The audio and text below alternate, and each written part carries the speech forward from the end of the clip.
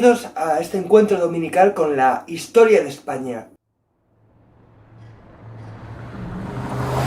Con el plácido reinado del bonachón, y dicen las malas lenguas que un poco tontorrón, Carlos IV. Hijo de Carlos III, el cuarto será también el cuarto Borbón que reinará en nuestra historia de España. Atrás quedó la figura del valido, ojo, no válido, valido, ese hombre fuerte de confianza en el que los Austrias menores delegaron su gobierno, allá por el siglo XVII. ¿Quedó atrás?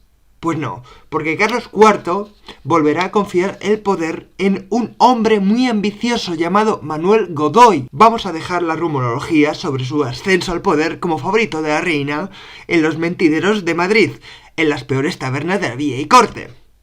Lo que nos interesa de Godoy es que era el hombre fuerte en el gobierno de Carlos IV, hombre odiado en la corte por su origen plebeyo y odiado en la calle por su despotismo y ambición personal. Carlos IV no era una lumbrera y tampoco tenía instinto político. De ahí que todo el mundo se le subiera las barbas, hasta su propio heredero, Fernando. Quiso reinar plácidamente, pero un año después de arrancar su reinado, explota una de las mayores revoluciones que en el mundo han sido, en su vecino del norte, y le explota en la cara a su familiar Luis XIV.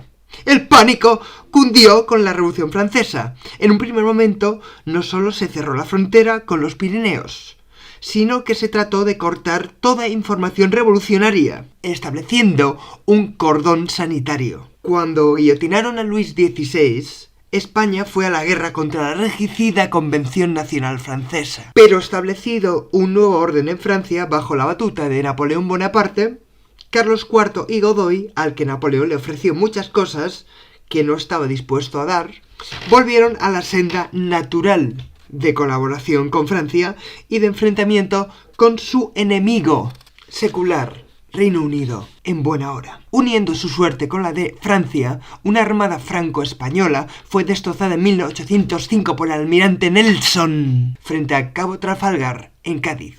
Cuando vayáis a Londres y veáis que la plaza, que es el centro neurálgico de la ciudad, se llama como un cabo gaditano, ya no os sorprenderá. El tío que está encaramado a una columna rodeado de leones es Nelson, quien nos aplastó la flota y murió de las heridas de aquella batalla. Un momento, si se nos hundió la flota y tenemos un imperio ultramarino, ¿no sería eso un problema para controlar nuestras colonias? Pues claro que lo fue. En 1807 firmamos un pacto con Napoleón en Fontainebleau. Veréis, Napoleón, como no podía invadir Reino Unido, lo estaba bloqueando. Portugal era aliado del Reino Unido y por lo tanto seguía comerciando con él. Para hacer efectivo el bloqueo, el emperador francés pactó una invasión terrestre de Portugal con España, en la que nosotros permitiéramos el paso de un ejército francés por nuestro país de camino a Portugal. Un año después, y aprovechando que el príncipe Fernando se rebeló contra su padre, Carlos IV, qué feo, Napoleón se ofrece a arbitrar los problemas entre padre e hijo y los convoca a Francia, donde los retendrá como invitados. Más sangrante es este asunto porque fue Carlos IV el que le pidió ayuda a Napoleón. No puedo con mi hijo, mire usted, écheme una mano. Está en una etapa rebelde. Una mano al cuello, les echó a los dos. Los dos Borbones fuera de España. Un ejército francés entrando en España a las órdenes del mariscal Murat, con el cometido de invadir Portugal. Pero ya que estaban, pues oye, que les gustó España, que era mayo y hacía solecito. Napoleón no contaba con que somos un pueblo terco, duro de roer. Cuando los madrileños, tal día 2 de mayo de 1808, vieron salir del palacio a los últimos miembros de la familia real, cogieron lo primero que encontraron en sus casas y en sus talleres: palos, piedras, tijeras, hachas, cacerolas de aceite hirviendo por la ventana, y se levantaron contra el perplejo invasor. Un tumulto, un populacho desarmado contra el primer ejército de Europa, Sacre Bleu. No sabía Napoleón dónde se había metido. Ese día nació nuestra conciencia como nación, el inicio de un relato épico de un pueblo que aspiraba a construir su nación. Comenzó nuestra afirmación como país, y lo hizo en la guerra más destructiva de nuestra historia, de 1808 a 1814. Napoleón eligió a su hermano mayor, José, para reinar en España, con el cometido de emprender reformas que desmantelaran el antiguo régimen.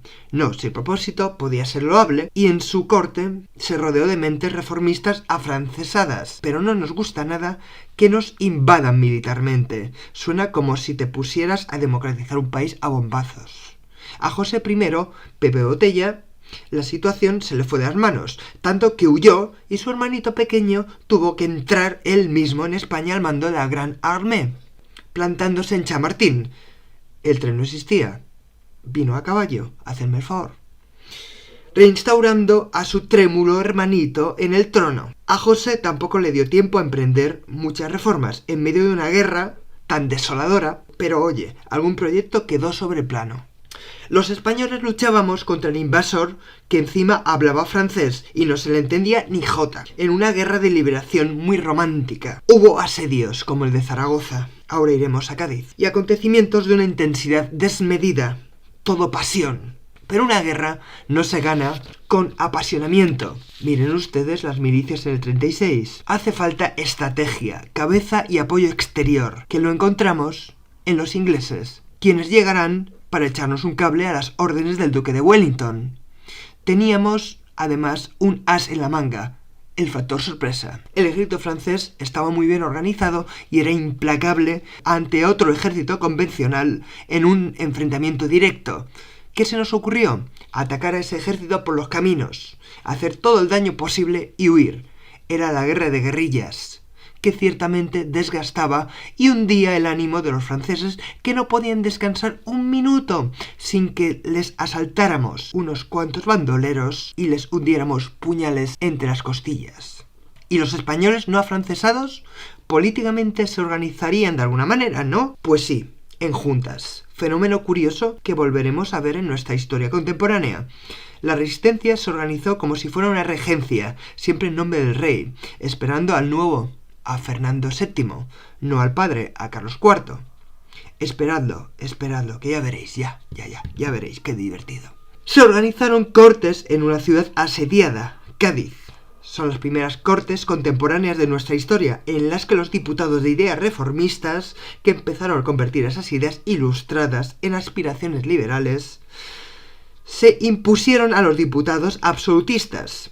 Necesitaban escribir sus aspiraciones políticas en un documento que ya había aparecido en Estados Unidos, en Francia, una ley que estructure el funcionamiento del Estado y garantice libertades ciudadanas individuales y colectivas.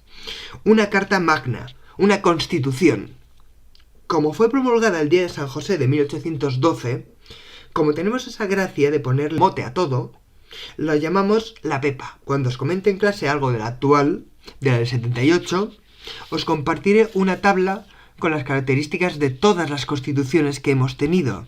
Os será una herramienta útil para navegar por nuestro ordenamiento jurídico en un futuro, dentro de un par de años, sin ir más lejos. Las Cortes de Cádiz legislarán febrilmente, pero en guerra y en una isla asediada no podían ejecutar gran cosa. Las grandes reformas de la obra de Cádiz tendrían que esperar al regreso del rey, finalizada la guerra. Pero Fernando tenía otros planes, cuando al fin Napoleón le devolviera a la Casa de Borbón el trono de España en 1814.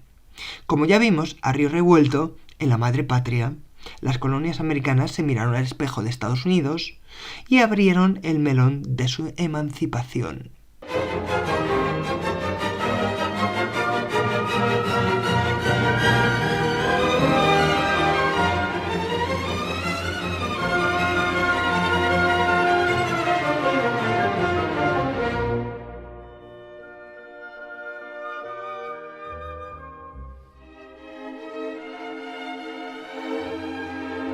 Vamos a hablar ahora del personaje más nefasto de la historia de España, el rey Felón, una víbora traicionera y sedienta de sangre, un necio que se veía a sí mismo como providencial, un retrógrado que atrasaría la hora de España más de un siglo. Pero, profe, no será para tanto. Lo que pasará es que los historiadores le tenéis manía. Claro que sí, guapi.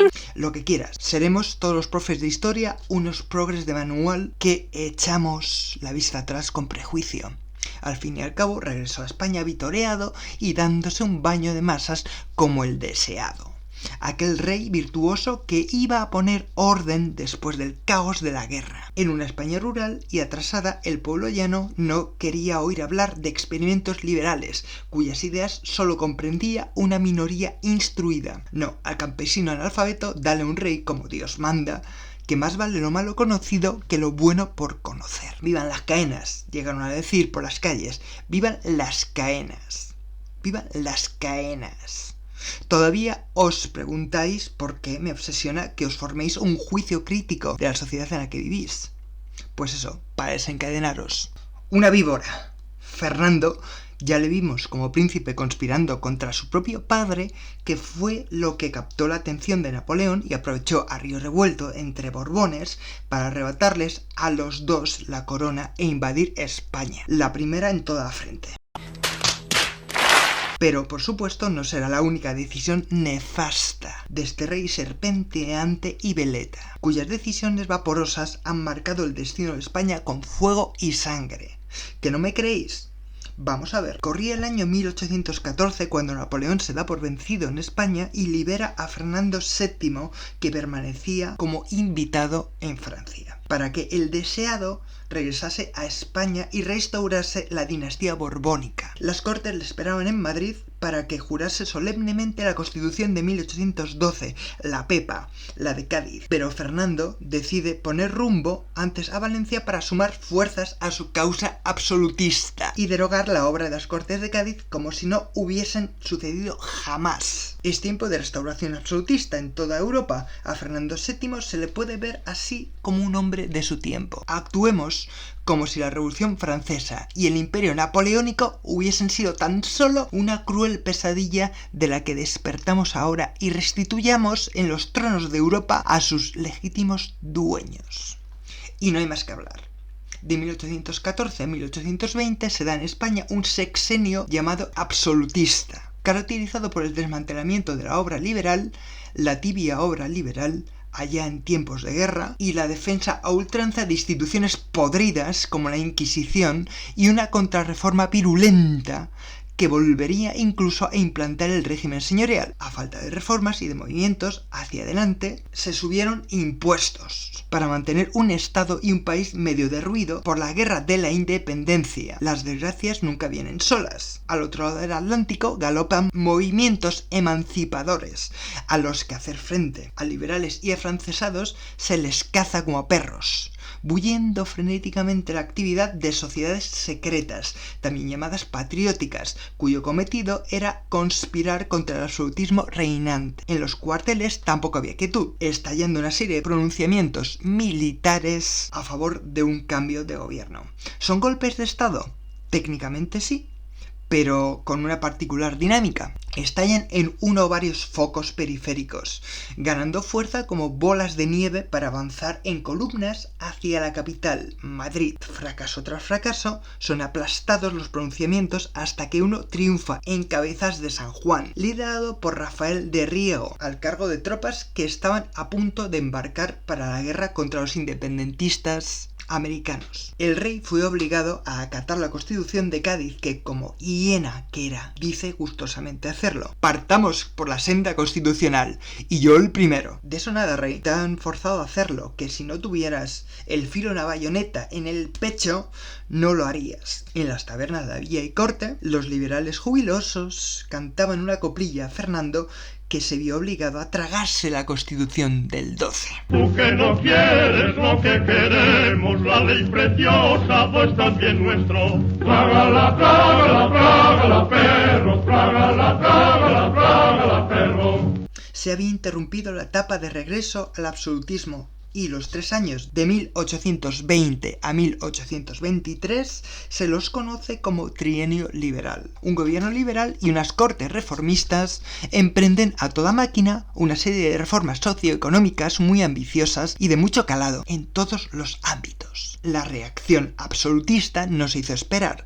Nobleza y clero se pusieron en guardia. Sus privilegios se derrumbaban, a lo que se le unen protestas campesinas por el hecho de que no veían muy claras las ventajas del capitalismo si se mantenían impuestos elevados y no podían acceder a la propiedad, porque en todo el siglo XIX no hubo una redistribución de la tierra en condiciones. Quedaos con esto, es de vital importancia en nuestra historia. Partidas realistas se echaron al monte a favor de la tradición y en contra del liberalismo, y el rey conspirando que gerundio, torpedeando con su derecho de veto algunas reformas en cortes y conspirando con otros tronos absolutistas vecinos, mandando cartas, dando pena.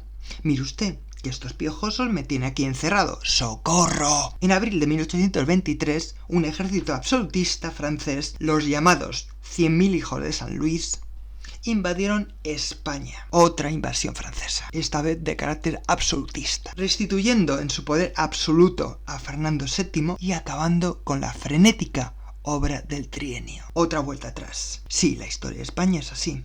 Un pasito adelante y 5 pasos atrás. Idos acostumbrando.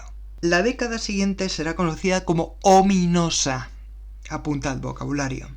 De 1823 a 1833 se reinstauró un absolutismo todavía más casposo y represivo, todavía más carca y contrarreformista. Bueno, esto no es del todo así, porque la economía española, arrasada y no recuperada de la guerra de independencia y triturada por las guerras de emancipación americanas, esa economía española estaba hundidísima. Y la retórica política puede ir por donde quiera. Que si trono y altar, que si rey por la gracia de Dios, que si la tradición, que si patata. Pero la economía se hallaba en lo más hondo de un cráter y había que empujar reformas. Así lo entendía el rey y parte de sus ministros. Otros miembros del gobierno y de la corte, ciegos por completo, no querían oír hablar de reformas ni de nada. Tradición, tradición y tradición. Y ya está. Para este sector ultrarrealista o ultramontano, muy absolutista, de extrema derecha podríamos decir en nuestros tiempos, el rey se estaba reblandeciendo y traicionando incluso a su propia causa, implorándole mayor dureza en su proceder regio y mayor defensa de la tradición. Incluso pedían el regreso de la Inquisición, desmantelada felizmente durante el trienio liberal. Estos carcas, más allá de lo carca, se iban acercando al hermano del rey, Carlos María Isidro, que abrazaba con fuerza la causa tradicionalista. Se dice, se comenta en todos los mentideros y burdeles de Madrid que su majestad Fernando VII tenía un gran problema, un enorme problema. Su pene sufría una malformación y era gigantesco. Pues muchas gracias, Gonzalito, por la información, pero esto es YouTube. Te has equivocado de plataforma. Que no, que tal dato tiene relevancia histórica. Creedme. El rey tenía serias dificultades para copular. Se rumorea que su primera mujer en la noche de bodas salió corriendo despavorida por todo palacio. El caso es que tenía serias dificultades para engendrar un heredero. Con su segunda esposa, María Cristina de Borbón, tuvo que usar este cojín. Y no es un reposacabezas. El caso es que se las compusieron para que al fin María Cristina quedase embarazada y pudiera dar un heredero al trono. El bebé nació, pero enhorabuena, majestad. Es una niña. ¡No fastidies! Pues ahora sí que la hemos liado. El rey se moría y le había nacido una niña como heredera. ¿Y qué problema hay? Que la dinastía borbónica había instaurado un siglo antes la ley sálica, mediante la cual un varón tiene preeminencia sobre la mujer. Eso quiere decir que el hermano del rey, Carlos María Isidro, se situaba antes en la línea sucesoria que su propia hija. Casi en su lecho de muerte y sujeto a múltiples presiones, Fernando decide derogar la ley sálica mediante la pragmática sanción. La pragmática sanción deroga la ley sálica, la suprime, pierde efecto la ley sálica, dejando a su hija Isabel, ahora sí, como la legítima heredera al trono. A Carlos y a sus partidarios ultras, este movimiento no les iba a gustar ni un pelo, y muerto Fernando se iban a echar al monte. Por el otro lado, una regente, María Cristina, y una niña de 3 años con apoyos moderados liberales.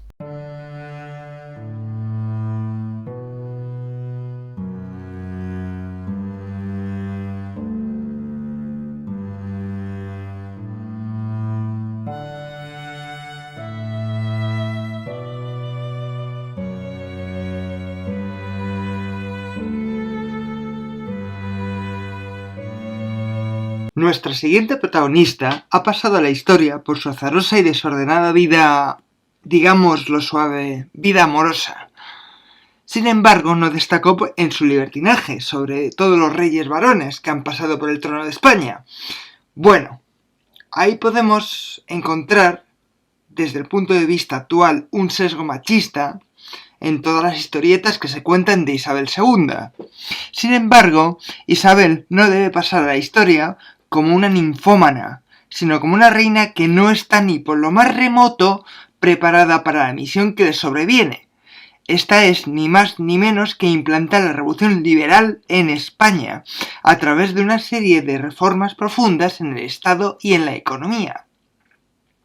Hija de Fernando VII y de María Cristina de Borbón, Isabelita contaba con 3 años cuando murió, por fin, su infausto padre. Su tío, Carlos María Isidro, reclama para sí el trono de España, porque ciñéndonos a la ley sálica, él era el legítimo heredero antes que una mujer.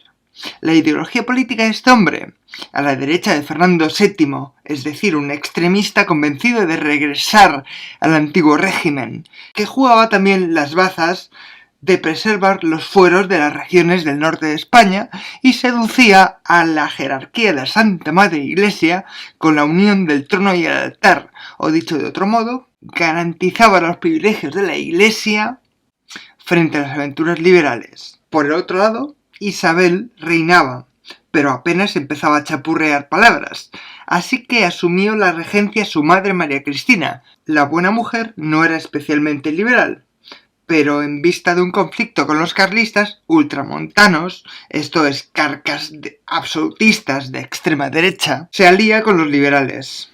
Comenzaba la primera guerra carlista, la más importante guerra civil del siglo XIX entre carlistas e isabelinos.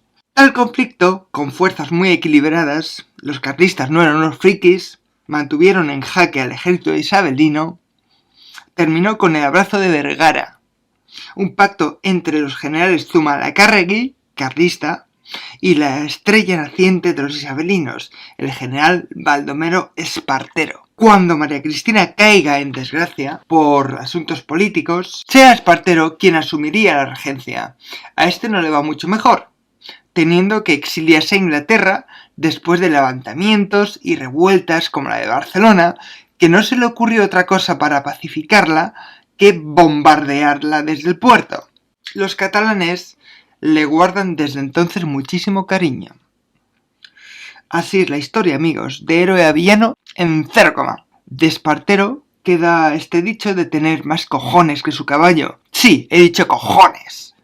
Durante el siglo XIX y buena parte del XX, los generales serán unos mal hablados y aludirán continuamente a sus atributos sexuales, no se me ruboricen. Durante esta etapa, los generales como Narváez y O'Donnell van a adquirir la fea costumbre de intervenir en política y no habrá Dios que los vuelva a meter en los cuarteles.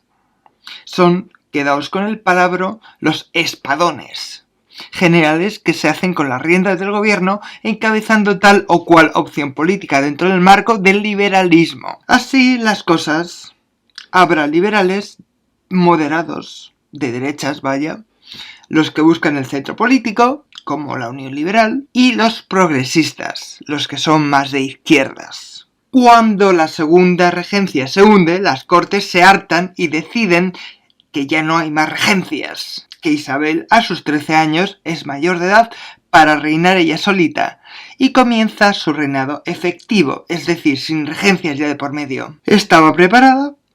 Pues no, y además tenía la fea manía de favorecer a los moderados, cuestión que ponía bastante nerviosos a los progresistas. Su injerencia en asuntos políticos, junto a la represión del Estado de revueltas variadas y una acuciante crisis económica provocaron que una revolución llamada La Gloriosa diera un puntapié a la reina que acabaría con sus huesos en el exilio en 1868. Pero, ¿todo mal durante la etapa de Isabel II? Bueno, ya he dicho que se propician profundas reformas políticas, económicas y sociales para implantar el Estado liberal y acabar de una vez por todas con el absolutismo y traer al mismo tiempo la retrasada mucho tiempo revolución industrial. a España. Se liberalizó la tierra, expropiándose tierras pertenecientes mayoritariamente a la Iglesia y a los municipios y vendiéndose en subasta pública. Son las llamadas desamortizaciones. Liberalizar las tierras amortizadas. Se impuso igualdad jurídica a todos los ciudadanos, fulminando la pirámide estamental. Se empezó a industrializar el país y se pusieron los primeros raíles ferroviarios. España trataba de tomar con retraso el tren de la contemporaneidad.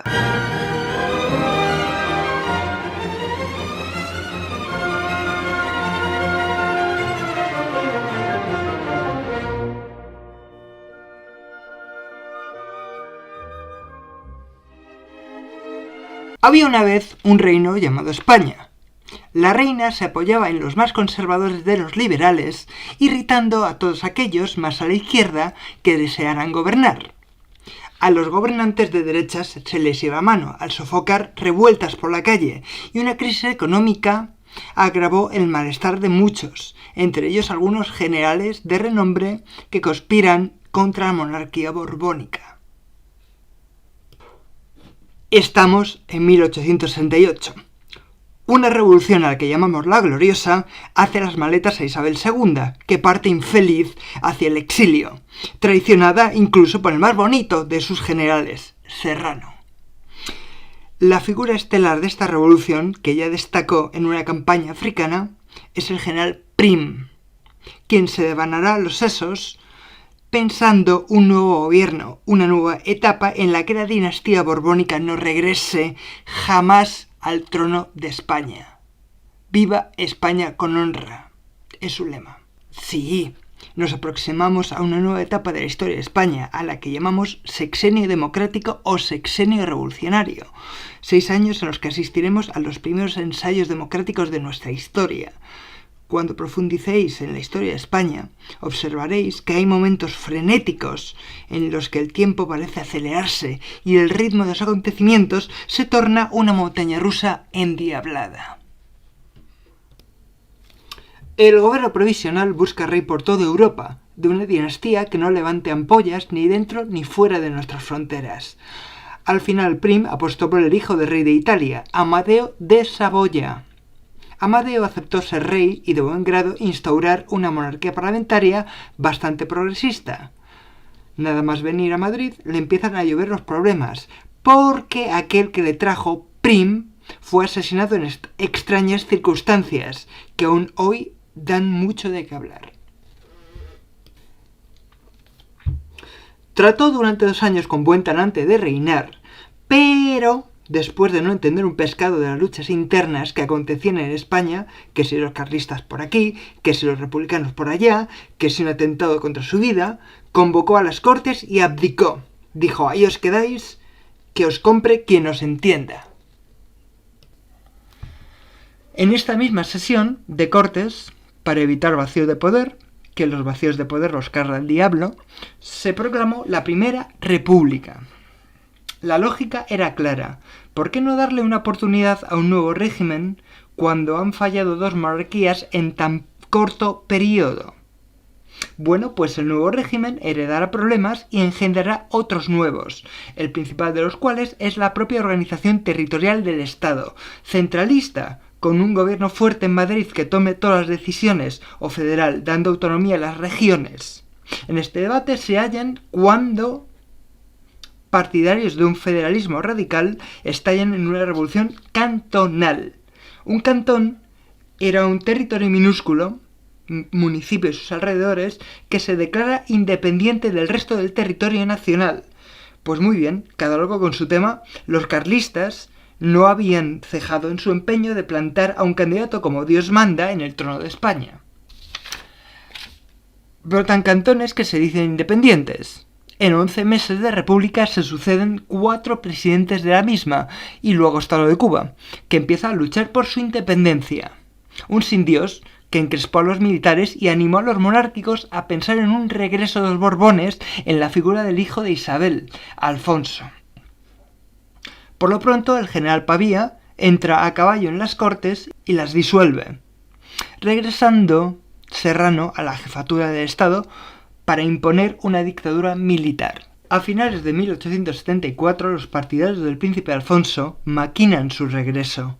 Su principal valedor y figura política de relieve en la siguiente etapa será Antonio Cánovas del Castillo, que piensa una transición que, bueno, es igual, porque será un nuevo golpe de estado militar, el pronunciamiento de Martínez Campos en Sagunto, el que dé el estoque a la dictadura de Serrano y proclame a Alfonso XII de Borbón como legítimo rey de España. Había nacido el régimen de la Restauración Borbónica. Los Borbones en España son más persistentes que en su país de origen, Francia, y como todo vuelve, como las sombreras, la dinastía borbónica retornó en la figura del hijo de Isabel II, Alfonso XII. Lo llamaron el pacificador, porque bajo su reinado parecieron evaporarse los conflictos, como por arte de magia. El arquitecto de la restauración borbónica, la materia gris del régimen, será un astuto zorro, un viejo zorro, Cánovas del Castillo. Este buen señor, conservador hasta el tuétano, hizo un diagnóstico de España y trató de enmendar los errores del régimen isabelino, que también conocía. En primer lugar, necesitaba un marco legal estable, una constitución duradera, y lo logró. Quería que los militares regresaran a los cuarteles, y que la oposición política, por lo menos aquella que aceptase la monarquía, se sintiera cómoda y no se viera tentada a asaltar el poder por la fuerza. El sistema canovista pensaba en una alternancia de poder entre dos partidos, el conservador de Cánovas y el liberal de Sagasta. ¿Cómo implantar este sistema político? Pues con todo tipo de trampas. En una España muy rural, decidían los hombres más adinerados e influyentes de cada lugar, los llamados caciques. El día de las elecciones ibas a votar lo que cada señor local te había ordenado, y por si acaso se te olvidaba quién te da trabajo, unos matones en la puerta del colegio electoral te esperaban para ver si votas al partido adecuado. Llegados a la urna, los recuentos se hacían como les vienen en gana. Aparecían y desaparecían votos, y si era menester, votaban hasta los muertos. Sí, el censo electoral no era muy fiable, y una población mayoritariamente analfabeta, nada politizada, respondía con parsimonia e indiferencia a tales irregularidades. Pero, ¿cómo un hombre de orden como Cánovas pudo diseñar un sistema tan corrupto?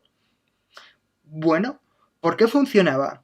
Y para una mentalidad como la suya, solo se debía respetar la apariencia de legalidad, que ante una población pasiva era lo que garantizaba la continuidad de su régimen. La piedra legal sobre la que pivotaba el régimen era la Constitución, y la piedra de carne y hueso era el monarca, que murió prontito, de tuberculosis. ¿Dónde das, Alfonso XII?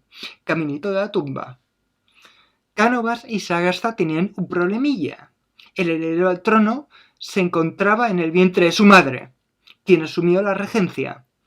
Para molestaros a los estudiantes, sobre todo los de segundo de bachillerato, que debéis memorizar a dos señoras con el mismo nombre, esta nueva regente también se llamaba María Cristina, como la madre de Isabel II, pero esta vez se llama María Cristina de Habsburgo, de Austria, muy germánica ella, muy ordenada y bastante de fiar, por lo que Cánovas resopló aliviado.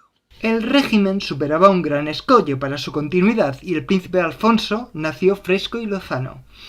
Un heredero al trono, una regente nada excéntrica y un sistema político controlado basado en la pasividad del conjunto de la población. ¿Qué podía salir mal?